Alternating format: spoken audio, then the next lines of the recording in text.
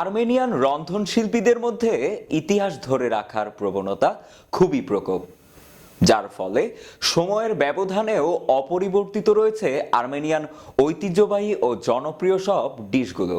চলুন তবে দেখে নেই আর্মেনিয়ার ঐতিহ্যবাহী খাবারগুলো। আর্মেনিয়া। ডলমা। ডলমা হলো একটি সুস্বাদু আর্মেনিয়ান খাবার যাতে লতা বা বাঁধাকপির পাতায় মোড়ানো থাকে মাংসের কিমা এবং মশলাদার চাল।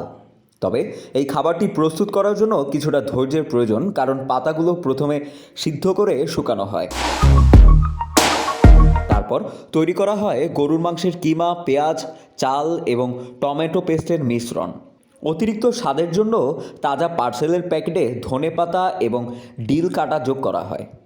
স্টাফিং গুঁড়ো করার পর ডলমাগুলিকে গুটিয়ে নেওয়া হয় এবং পাতিলে ঢেলে অল্প পরিমাণ জল দিয়ে অল্প আঁচে রান্না করা হয়।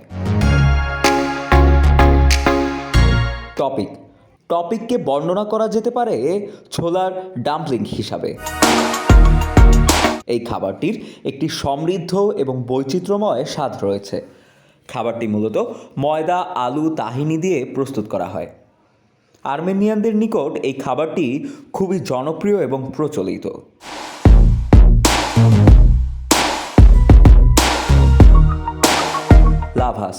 লাভাসকে আর্মেনিয়ান রুটির রাজা হিসেবে উল্লেখ করা হয় এবং আর্মেনিয়া ভ্রমণে গেলে আর্মেনিয়ান এই খাবারটি অবশ্যই চেখে দেখবেন আপনারা।